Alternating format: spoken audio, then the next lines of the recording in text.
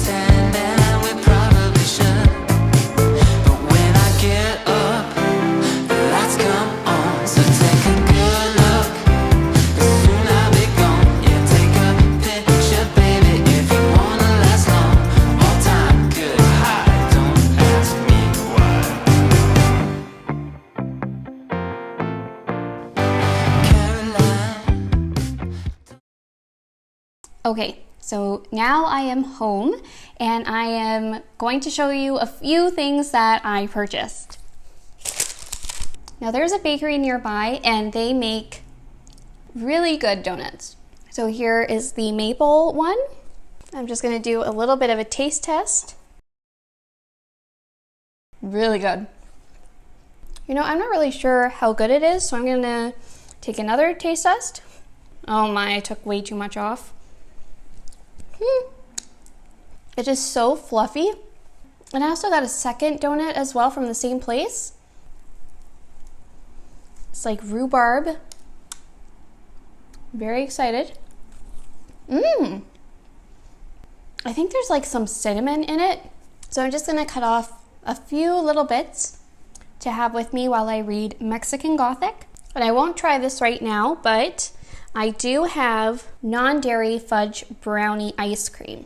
I have a sweet tooth and usually my partner prevents me from eating all the sweet things, but he went away for Thanksgiving, so what am I to do by myself? Now this is the non-dairy. By the way, everything I have here is vegan and it is delicious. There's like brownie bits in it. Okay, so I'm gonna put this ice cream and these donuts away and reward myself afterwards with a little bit of Mexican Gothic and donuts.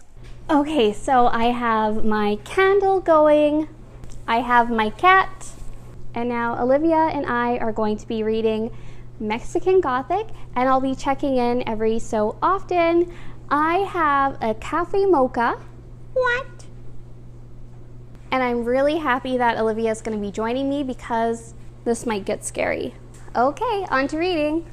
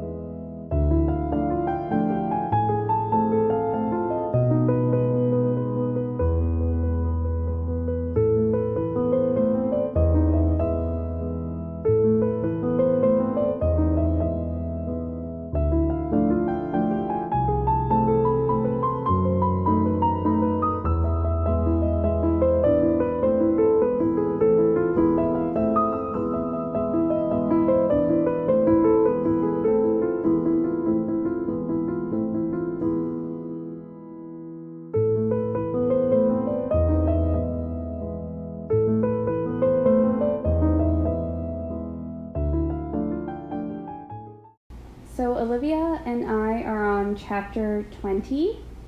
Now, if you remember what chapter 19 was like, this book got real weird real fast. I don't even know. I'm kind of speechless, but I just had to say that, and I think I might have to hold on to my cat for the rest of this book. What just happened? Oh, no, you're staying here. You're staying right here. Okay, I'm gonna get back to reading. I don't even know.